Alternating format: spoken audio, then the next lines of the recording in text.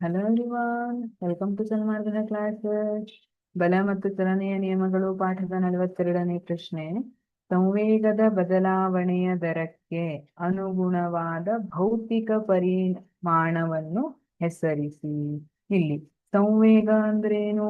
ಸಂವೇಗ ಇದು ಕಾಯದ ದ್ರವ್ಯರಾಶಿ ಮತ್ತು ವೇಗದ ಗುಣಲಬ್ಧವಾಗಿರುತ್ತದೆ. ಹಾಗಿದ್ರೆ ಈ ಪ್ರಶ್ನೆ ಇರುವಂತದ್ದು ಯಾವ ಕಾನ್ಸೆಪ್ಟ್ ನ ಮೇಲಿದೆ?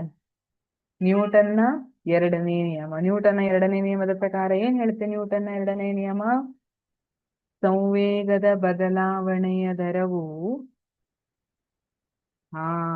ಪ್ರಯೋಗವಾದ ಬಲಕ್ಕೆ, ಅಸಂತುಲಿತ ಬಲಕ್ಕೆ ನೇರಾನುಪಾತದಲ್ಲಿರುತ್ತೆ ಅಂತ ಹೇಳ್ತಾರೆ. ಹಾಗಿದ್ರೆ ಸಿಕ್ತ ಉತ್ತರ ಹೌದು.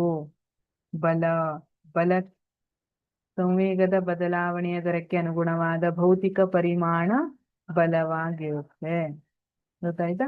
ಸಂವೇಗದ ಬದಲಾವಣೆಯ ದರ ಹೆಚ್ಚಾದ್ರೆ ಬಲ ಕೂಡ ಹೆಚ್ಚಾಗುತ್ತೆ. ಸಂವೇಗದ ಬದಲಾವಣೆಯ ದರ ಕಡಿಮೆ ಆದ್ರೆ ಬಲ ಕೂಡ ಕಡಿಮೆ ಆಗಿರುತ್ತೆ. ಹಾಗಾಗಿ ನಾವು ಬಹಳಷ್ಟು ಉದಾಹರಣೆಗಳನ್ನ ನೋಡ್ತೀವಿ. ಗೋಲ್ ಕೀಪರ್, ಫುಟ್ಬಾಲ್ ನಲ್ಲಿ ಗೋಲ್ ಕೀಪರ್ ಏನು ಬಾಲ್ ಅನ್ನ ಹಿಡಿದ ತಕ್ಷಣ ಕೈಯನ್ನ ಹಿಂದ್ ತಗೊಂಡು ಹೋಗ್ತಾರೆ, ಅಥವಾ ಕ್ಯಾಚ್ ಹಿಡಿಯುವಾಗ ಕೈಯನ್ನ ಹಿಂದ್ ತಗೊಂಡೋಗಿ ಕ್ಯಾಚ್ ಹಿಡಿತಾರೆ.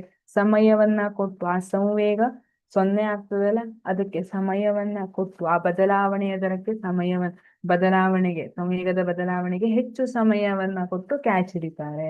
ಯಾಕೆಂದ್ರೆ ಬಲ ಕಡಿಮೆ ಆಗ್ಬೇಕು. ಆ ಬಾಲ್ ಏನು ಬಲವನ್ನ ಹಾಕ್ತದಲ್ಲ, ಅಥವಾ ಕ್ಯಾಚ್ ಅನ್ನ ಹಿಡಿಲಿಕ್ಕೆ ನಾವೇನು ಬಲ ಹಾಕ್ಬೇಕಲ್ವಾ, ಅದು ಕಡಿಮೆ ಪ್ರಮಾಣದಲ್ಲಿ ಇರ್ತದೆ ಅನ್ನೋದಕ್ಕೋಸ್ಕರ.